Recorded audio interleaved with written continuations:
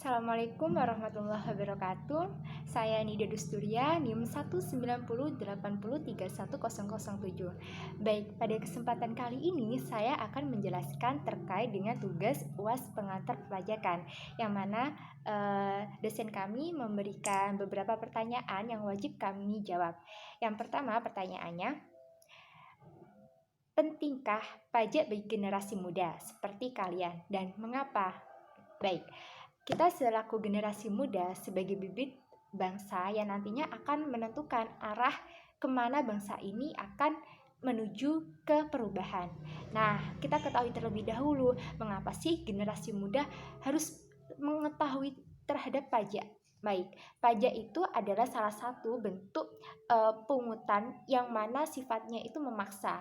Namun pada dasarnya digunakan kembali untuk keperluan negara bagi sebesar-besarnya dan kemakmuran rakyat. Artinya apa? Di sini kita sebagai generasi muda harus mengetahui terhadap pajak itu sendiri terhadap negara kita, karena memberikan sumbangsi besar terhadap negara, terhadap pemasukan kas. Seperti ketika kita punya sebuah usaha atau kita sebut sebagai generasi muda yang sekarang banyak sekali nih seperti wira usaha, mereka yang stakeholder atau seperti bisnis-bisnis franchise yang mana dapat memberikan sumbangsi besar terhadap negara, yakni mereka yang memiliki pendapatan lebih di bawah ketentuan pajak, maka mereka wajib membayar pajak. Namun dengan hal ini kita juga akan merasakan dampak yang kita lakukan terhadap negara kita, yang mana negara kita akan semakin makmur rakyatnya dengan fasilitas-fasilitas yang diberikan pemerintah terhadap rakyatnya. Namun dengan hal ini kita harus lebih mengetahui lagi, dan alasannya seperti itu. Baik, pertanyaan yang kedua,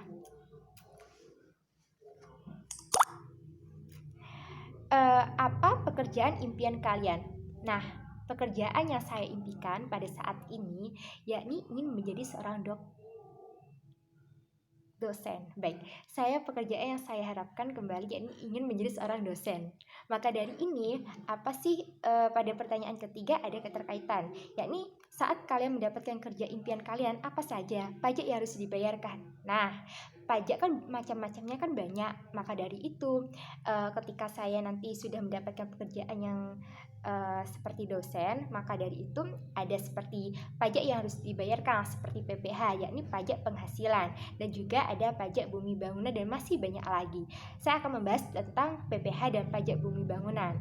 Nah, ketika nih menurut Dirjen Pajak pada update informasi tahun 2020, yang mana mereka yang penghasilannya di atas 4,5 juta, maka mereka dikenai pajak. Maka dari itu ketika nanti saya bekerja memperoleh gaji di atas 4,5 juta, maka saya wajib membayar pajak. Namun ketika saya masih gajinya masih pas 4,5 juta atau di bawah, maka saya diwajibkan untuk membayar pajak. Dalam hal ini, ketika kita wajib membayar pajak, kita juga wajib membuat NPWP terlebih dahulu sebagai bentuk identitas dalam pembayaran pajak. Setelah itu nih, selain PPH, pajak penghasilan seperti gaji, ada juga seperti pajak bumi bangunan atau PBB, yang mana PBBB ini ada sebuah aset yang kita miliki, seperti saya memiliki rumah dan kafling tanah atau aset yang saya miliki, maka dari itu juga ada kenai pajak dalam peraturan yang sudah ditetapkan oleh Dirjen Pajak. Nah, selanjutnya mengarah ke pertanyaan yang terakhir. Apa pesan dan kesan selama perkuliahan di pengantar perpajakan? Kesan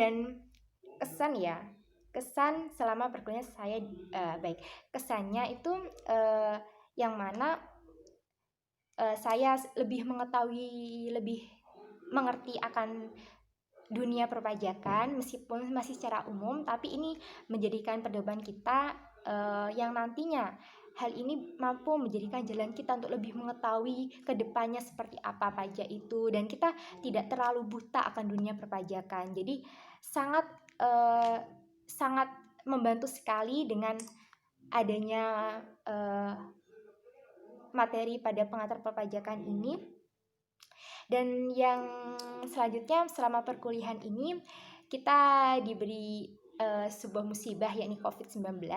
Banyak sekali dampak terhadap perubahan pembelajaran, namun tidak menyurutkan baik dosen maupun mahasiswa untuk selalu aktif dalam mapel perpajakan ini. Saya sangat salut kepada bapaknya karena selalu interaktif terhadap mahasiswanya.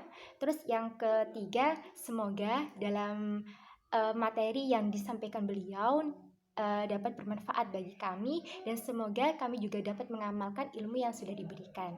Baik, terima kasih. Baik, sekian dari saya. Saya mengucapkan terima kasih. Semoga sehat selalu. Wassalamualaikum warahmatullahi wabarakatuh. Dadah.